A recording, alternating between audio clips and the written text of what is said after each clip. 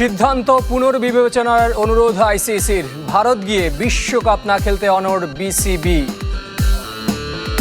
আমরা যে স্ট্যান্ড নিছি ওই স্ট্যান্ডে আমরা ঠিক আছি। আমরা আমাদের স্ট্যান্ড থেকে এক ইঞ্চিও নড়ব না, মানে ইন্ডিয়াতে আমরা যাব না।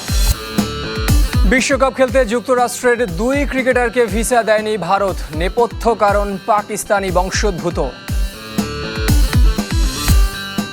কয়েক ঘন্টার জন্য কাল আসছে বিশ্বকাপ ট্রফি। সঙ্গী ব্রাজিলের বিশ্ব চ্যাম্পিয়ন ফুটবলার গিলবার্তো সিলভা। শঙ্কার মুখে বাংলাদেশের বিশ্বকাপ ভাগ্য। সূচি চূড়ান্ত হওয়ায় বিসিবিকে অবস্থান পুনর্বিবেচনার অনুরোধ জানিয়েছে আইসিসি। তবে ভারতে গিয়ে না খেলার সিদ্ধান্তে অনড় বাংলাদেশ। দুপক্ষের ভার্চুয়াল সভা সিদ্ধান্ত ছাড়াই শেষ হয়েছে। সমস্যা সমাধানে আলোচনা চলমান থাকবে বলে সংবাদ বিজ্ঞপ্তিতে জানিয়েছে বিসিবি। বাংলাদেশের বিশ্বকাপ ভাগ্য নিয়ে ইমেল পর্ব শেষে ভিডিও কনফারেন্স করল বিসিবি ও আইসিসি। বিসিবি সভাপতি আমিনুল ইসলামের শরীরী ভাষায় যেন বলে দিচ্ছে সব প্রশ্নের উত্তর।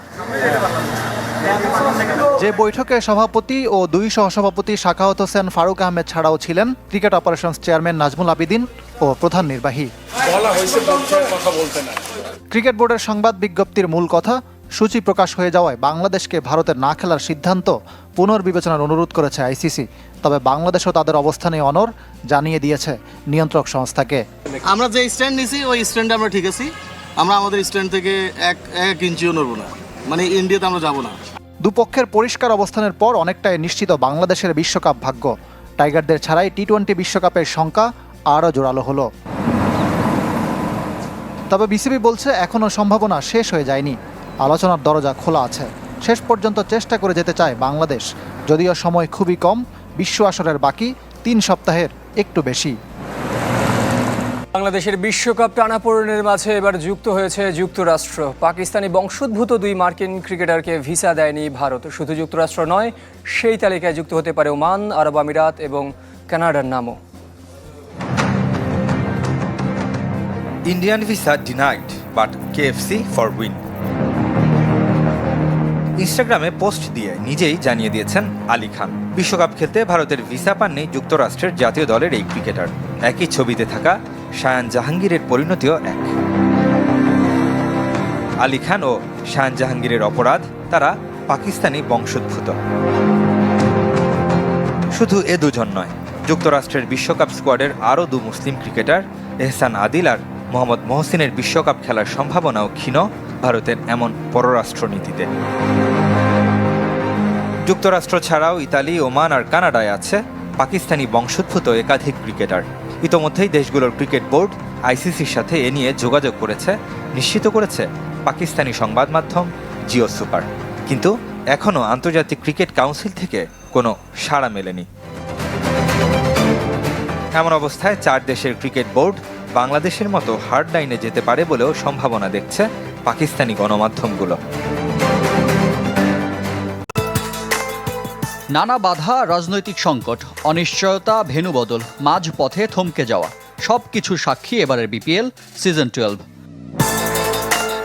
প্রথমবার ঢাকার বাইরে থেকে শুরু হওয়া টুর্নামেন্ট দীর্ঘ 18 দিন পর সিলেট যাত্রার সমাপ্তি ঘটিয়েছে। লিগ পর্বের 24 ম্যাচ হয়েছে এক ভেন্যুতে। সম্প্রচারের সাথে ধারাভাষ্যের মান বেড়েছে, তবে কমেছে দর্শক। প্রথম কয়েকদিনের হাউসফুল অবস্থা শেষ দিনে ম্লান হয়েছে শূন্য গ্যালারিতে, যার বড় কারণ শৈত্যপ্রবাহ। মাঠেও উত্তাপ ছড়াতে পারেননি ক্রিকেটাররা, বিশেষ করে ব্যাটাররা। 48 ইনিংসের কোনোটি 200 ছাড়ায়নি। ফ্র্যাঞ্চাইজি ক্রিকেটে যা অবিশ্বাস্য, কিন্তু এটাই সত্য বাংলাদেশে। চট্টগ্রামের 198 রান এখন পর্যন্ত সর্বোচ্চ। 6 দলের টুর্নামেন্টে ইতিমধ্যে প্লে অফ নিশ্চিত করেছে রাজশাহী, চট্টগ্রাম ও সিলেট। হ্যাট্রিক হারের পরেও প্লে অফ খেলা অনেকটাই নিশ্চিত সাবেক চ্যাম্পিয়ন রংপুরের। আর 4 পয়েন্ট নিয়ে বিদায়ের ডাক শুনতে পাচ্ছে ঢাকা ক্যাপিটালস ও নোয়াখালী এক্সপ্রেস। আরও এক জায়গায় এবারের বিপিএল ব্যতিক্রম, মানহীন ফ্লপ বিদেশি। ব্যাটার ও বোলারদের পরিসংখ্যান সেটাই বলছে। আরও অবাক করা শীর্ষ রান সংগ্রাহক জাতীয় দলের বাইরের ক্রিকেটার সাবেক অধিনায়ক নাজমুল হোসেন শান্ত। এখন পর্যন্ত একমাত্র সেঞ্চুরিও যার দখলে। বোলারদের শীর্ষ 5-এ শতভাগ দেশীয় আধিপত্য। সর্বোচ্চ 14 উইকেট নিয়ে প্রথম স্থানে নোয়াখালী পেসার হাসান মাহমুদ। শরীফুল, মুস্তাফিজ ও রিপন মণ্ডলের শিকার সমান 13 উইকেট। আসরের একমাত্র ফাইফার সহ নাসুম আহমেদের নামের পাশে 12 উইকেট। ইতিহাসে প্রথমবার 3 হ্যাট্রিক হয়েছে এক টুর্নামেন্টে। 12 আসরে 11 হ্যাট্রিক। একমাত্র বোলার হিসেবে মৃত্যুঞ্জয় চৌধুরী নামের পাশে 2 হ্যাট্রিক, বাকি দুজন রিপন মণ্ডল ও মেহেদী হাসান রানা। বৃহস্পতিবার ঢাকায় ফিরছে বিপিএল। দর্শক আগ্রহ ব্যাপক। প্রথম ঘন্টায় বিক্রি হয়ে গেছে প্রথম দিনের সব টিকিট। প্লে অফ নিশ্চিত 3 দলের সবার আগে টুর্নামেন্ট থেকে বাদ পড়েছে ঢাকা ক্যাপিটালস। এখনও সুযোগ আছে নোয়াখালী এক্সপ্রেসের, একটু ভুল হলেই বাদ যেতে পারে রংপুর রাইডার্স। জমে উঠেছে 2026 বিপিএল এর পয়েন্ট টেবিল। 4 নম্বর দলের জন্য লড়াই হচ্ছে দুই ফ্র্যাঞ্চাইজির। সব মিলিয়ে পয়েন্ট টেবিলের এমন পরিস্থিতি নিয়ে বিস্তারিত জানবো রিপোর্ট। টুর্নামেন্টের দারুণ শুরু করেছিল রংপুর রাইডার্স। নিজেদের প্রথম 5 ম্যাচের 4টিতেই জিতে রীতিমতো আকাশে উঠছিল নুরুল হাসান সোহান বাহিনী, কিন্তু এরপরই যেন সবকিছু উলট পালট। শেষ 3 ম্যাচে হ্যাট্রিক পরাজয়ে এখন চিন্তার মাঝে সাবেক গ্লোবাল চ্যাম্পিয়নরা। অন্যদিকে শুরুর দিকে বাজে পরিস্থিতি থাকলেও শেষ দিকে এসে আসর জমিয়ে তুলেছে নোয়াখালী এক্সপ্রেস। মাঠের বাইরে 2026 বিপিএল নিয়ে নানান আলোচনা সমালোচনা থাকলেও মাঠের খেলায় ঠিকই জমে উঠেছে 6 দলের লড়াই। সবগুলো ফ্র্যাঞ্চাইজি একে অপরের চোখে চোখ রেখে জবাব দিচ্ছে। নানান নতুনত্বের মিশ্রণ ছিল এবার সিজনে। সেগুলো যেমন ভক্তদের নজর কেড়েছে, তেমনি মাঠের খেলাতেও দেখা গেছে ভিন্নতা। আর সেই রেস নিয়ে সিলেট পর্ব শেষে 12তম বিপিএল এখন ঢাকা পর্বের অপেক্ষায়।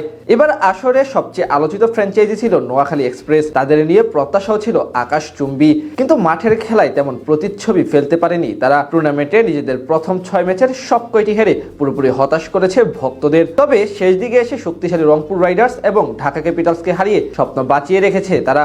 8 ম্যাচে 2 জয়ে তাদের পয়েন্ট 4। সেখান থেকে প্লে অফে যেতে হলে বাকি 2 ম্যাচের 2টি জয়ের পাশাপাশি রংপুরকে হারতে হবে সব ম্যাচ, তাহলেই সুপার 4-এ যেতে পারবে তারা। অন্যদিকে 8 ম্যাচে সমান 2 পয়েন্ট নিয়ে ঢাকার স্বপ্ন প্রায় শেষ। কাগজে কলমে টিকে থাকলেও সবকিছু বিবেচনায় এবার সিজনে প্রথম দল হিসেবে বাদ পড়েছে তারা। তাদের পরবর্তী ম্যাচ রংপুর রাইডার্স ও চট্টগ্রাম রয়্যালসের বিপক্ষে। এই 2 ম্যাচে বড় ব্যবধানে জিতলে এবং নোয়াখালী হারলে তবে যেতে পারবে সুপার 4-এ, যেটা এক প্রকার অসম্ভব প্রায়। তাছাড়া নেট রান রেটের দিক থেকেও তারা আছে নেগেটিভ পয়েন্টে। 4-এ থাকা রংপুর রাইডার্স শুরুতে দুর্দান্ত হলেও আসরের মাঝপথে এসে খেই হারিয়ে ফেলেছে। নোয়াখালী এক্সপ্রেসের বিপক্ষে নিজেদের তৃতীয় পরাজয়ের পর রাজশাহী ওয়ারিয়র্স ও সিলেট টাইটান্সের বিপক্ষে হেরেছে বড় ব্যবধানে। 8 ম্যাচে তাদের পয়েন্ট 8। তাদের পরবর্তী 2 ম্যাচ যথাক্রমে ঢাকা ক্যাপিটালস এবং নোয়াখালী এক্সপ্রেসের সাথে। এই দুটিতে একটি জিতলেই পৌঁছে যাবে নকআউটে, আর দুটিতে হারলেই পড়ে যাবে সমীকরণের পেছে। আসলে সবচেয়ে বেশি ম্যাচ খেলেছে সিলেট টাইটান্স। নিজেদের ঘরের মাঠে মোট 9 ম্যাচ খেলে 5টিতে জিতে আনুষ্ঠানিকভাবে সুপার 4 নিশ্চিত করেছে ফ্র্যাঞ্চাইজিটি। তাদের নেট রান রেটও পজিটিভ 0.449। এখন পরের ম্যাচে রাজশাহী ওয়ারিয়র্সকে হারাতে পারলে তাদের সুযোগ থাকছে শীর্ষ 2-এ ওঠার। অন্যদিকে বিসিবির টিম খ্যাত চট্টগ্রাম রয়্যালস এখন অব্দি সবচেয়ে সফল। 7 ম্যাচে 5টি জিতে 10 পয়েন্ট নিয়ে তারা আছে পয়েন্ট তালিকার 2 নম্বরে। বাকি 3 ম্যাচে 2টি জিতলেই শীর্ষস্থান নিশ্চিত তাদের। অন্যদিকে নাজমুল হোসেন শান্তর রাজশাহী ওয়ারিয়র্স 8 ম্যাচ খেলে সর্বোচ্চ 12 পয়েন্ট নিয়ে এবং নেট রান রেটে এগিয়ে থেকে আছে শীর্ষস্থানে। তাদের বাকি 2 ম্যাচ যথাক্রমে সিলেট টাইটান্স ও চট্টগ্রাম রয়্যালসের বিপক্ষে। টুর্নামেন্টের দারুণ শুরু করেছিল রংপুর রাইডার্স। নিজেদের প্রথম 5 ম্যাচের 4টিতেই জিতে রীতিমতো আকাশে উঠছিল নুরুল হাসান সোহান বাহিনী, কিন্তু এরপরই যেন সবকিছু উলট পালট।